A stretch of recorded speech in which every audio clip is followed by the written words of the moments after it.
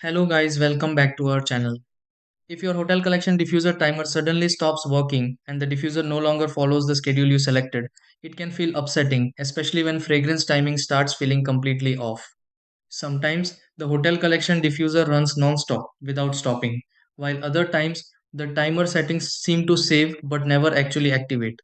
A situation like this can happen because of incorrect settings, temporary power interruptions, app syncing issues, or system glitches that are easy to overlook.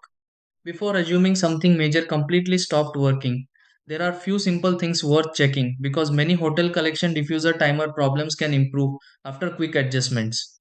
In this video, let's go through several easy steps to help fix a hotel collection diffuser timer not working. Try these. Step 1.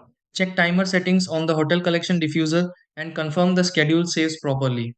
Step 2. Open the app linked with the hotel collection diffuser if timer controls appear incorrect.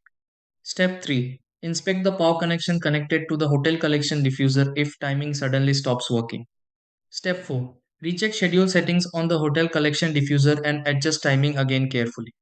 Step 5. Restart the hotel collection diffuser briefly to refresh timer functions normally. Step 6.